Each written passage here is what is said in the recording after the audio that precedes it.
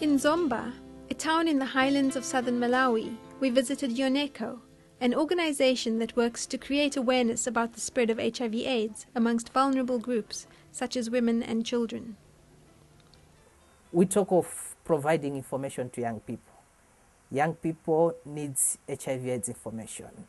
Young people need sexual and reproductive health information. Young people need information on issues to do with their rights and responsibilities.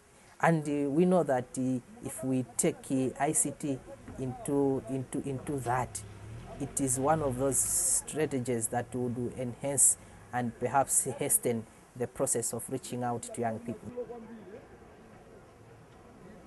In the recent workshop that we had in July, the issues of, for example, documentation in terms of newsletter. When I came back, seeing the skills and the knowledge that I acquired, I engaged those people who are involved in the editorial team to be part of the process, so that I could, this last newsletter that we are trying to produce, be part of the process and see how I can implement the skills that I learned through the particular workshop. We are just coming out of the documentation training that we have had for the past 2 days, and comments from members of staff really showed that this is another step change in the institution as far as documenting our best practices is concerned. You notice that the documentation training was basically on filming and how do we make digital presentation, digital documents, and that is quite powerful. Why? Because the process is audio, but again it's visual, and that cut across a wide range of audience. People will be able to see, and people these days, they don't like getting huge documents, looking at what were the objectives, what were the challenges, and the like. But if they could just get the picture and perhaps get what the audience is saying in a brief audio and visual presentation, that is quite powerful.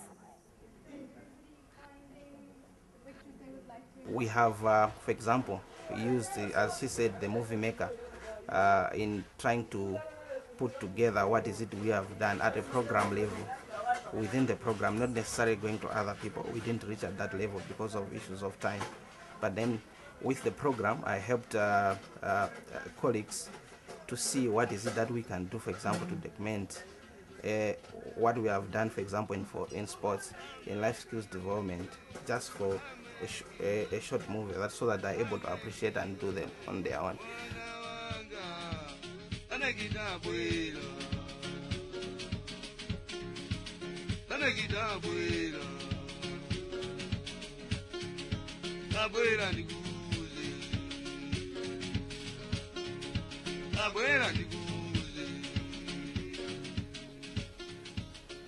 Yes, for you at a personal level, did attending that workshop, the training, have any effect, and what? Yeah, it did, like especially with the radio program that we had, and with the comments that I got from people. They were like, oh my God, you've got a nice presenting voice. And I was like, oh really? And when I came back, people used to say, are you a journalist? Have you ever thought of being a journalist? I'm like, why? They said, you have a nice voice. I'm like, okay, really fine. And right now I'm able to speak confidently, whether it's on awareness meetings or else in a meeting, you know, because I believe in myself, and with the comments that I get from people, I think I can really make a good presenter. You were a very good presenter. I hope you find a way of taking it forward.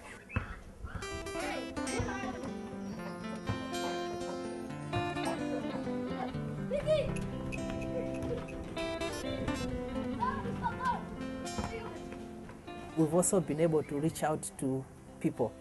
One, providing information, and the information as far as education to communities that we are targeting is concerned, but information on our work again as an institution, what we are doing to different stakeholders, including donor partners and even the government. You will notice that as an institution, we are running a website, and that's part of ICT as far as ICT is concerned. And through that, that's one of those ways that we have reached out to our target audience. We have not necessarily target audience, but we have reached out to different stakeholders, providing information on what as an institution we are doing.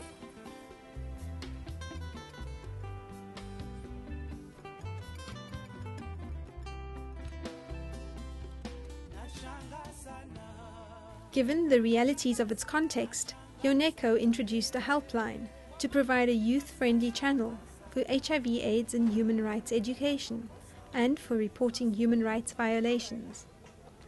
Tanzania helpline alone. Calls to the helpline are free from any landline. The helpline is staffed by counsellors who speak local languages and are trained to provide advice on abuses against children, youth and women.